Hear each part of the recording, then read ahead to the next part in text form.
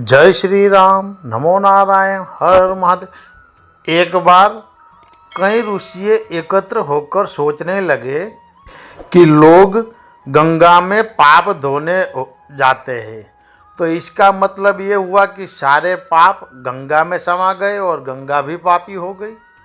अब यह जानने के लिए तपस्या की कि पाप कहाँ जाता है। तपस्या करने के फलस्वरूप देवता प्रकट हुए। ऋषि ने पूछा कि भगवंत, जो पाप गंगा में धोया जाता है वह पाप कहाँ जाता है। भगवान ने कहा कि चलो गंगा से ही पूछते हैं। दोनों लोग गंगा के पास गए और कहा कि हे गंगे, जो लोग तुम्हारे यहाँ पाप धोते हैं इसका मतलब आप पापी हुई। गंगा ने कहा, मैं क्यों पापी हुई, मैं तो सारे पापों को ले जाकर समुद्र को अर्पित कर देती हूँ। अब वे लोग समुद्र के पास गए। हे सागर देव, गंगा जो पाप आपको अर्पित कर देती है तो इसका मतलब आप भी पापी हुए। समुद्र ने कहा, मैं क्यों पापी हुआ, मैं तो सारे पापों को लेकर भाव बनाकर बादल को बना देता हूँ। अब वे लोग बादल के पास गए और कहा, हे बादलों, समुद्र में जो पापों को भाप बनाकर बादल बना देते हैं तो इसका मतलब आप पापी हुए। बादलों ने कहा, मैं क्यों पापी हुआ, मैं तो सारे पापों को वापस पानी बरसाकर धरती पर भेज देता हूँ, जिससे अन्न उपजता है, जिसको मानव खाता है। उस अन्न में जो अन्न जिस मानसिक स्थिति से उगाया जाता है और जिस वृत्ति से प्राप्त किया जाता है, जिस मानसिक अवस्था में खाया जाता है, उसी अनुसार मानव की मानसिकता बनती है। यानी कि जो पाप गंगा में धोने जाते हैं और फिर हम लोगों के पास ही आता है। अन्न को जिस वृत्ति कमाई से प्राप्त किया जाता है और जिस मानसिक अवस्था में खाया जाता है, वैसे ही विचार मानव के मन में बन जाते हैं। इसीलिए सदैव भोजन, सिमरन और शांत अवस्था में करना चाहिए। कम से कम अन्न जिस धन से खरीदा जाए वह धन ईमानदारी एवं मेहनत का होना चाहिए।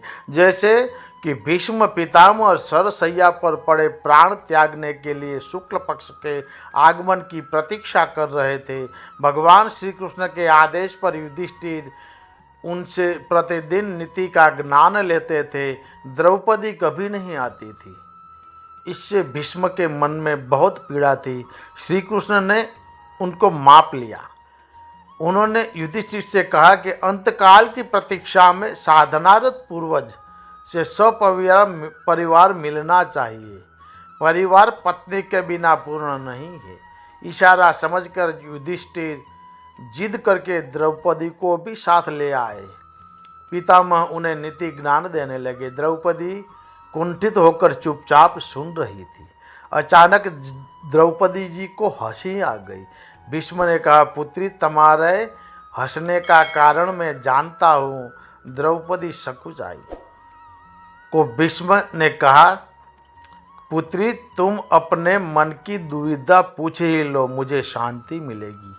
तब द्रौपदी ने कहा, स्वयं भगवान श्री कृष्ण कहते हैं कि भीष्म के समान नीति का ज्ञाता दूसरा कोई नहीं है, किंतु आपका ज्ञान कहाँ लुप्त हो गया था कि जब पुत्र वधू आपके सामने निवस्त्र किया रही थी। भीष्म ने कहा, इसी प्रश्न की प्रतीक्षा थी। जैसा अन्न वैसा मन। मैं दुर्योधन जैसे अधर्मी का अन्न खा रहा था। उस अन्न ने मेरी बुद्धि जड़ कर दी थी। सही निर्णय लेने की क्षमता खत्म हो गई थी। अन्न ही रक्त का कारक है। अर्जुन के बाणों ने मेरे शरीर से वह रक्त धीरे धीरे करके निकाल दिया है। अब इस शरीर में सिर्फ गंगा पुत्र भीष्म शेष है। सिर्फ माता का अंश है जो सबको निर्मल करती है। इसीलिए मैं नीति की बातें पर कर पा रहा हूँ। भीष्म की बात को अटल सत्य समझिए।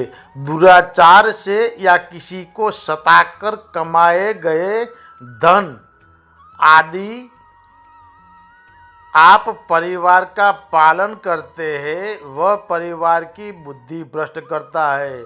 उससे जो सुख है वह क्षणिक है, किंतु लंबे समय में वह दुख का कारण बन सकता है। यदि आपके सामने गलत तरीके से पैसा कमाकर कोई भी फल फूल रहा है तो समझिए कि वह पूर्व जन्म के संचित पुण्य है जिसे वो निगल रहा है। जैसे ही वे पुण्य कर्म समाप्त होंगे उसके 2 दिन आरंभ होंगे। जय श्री राम। नमो नारायण। हर हर महादेव।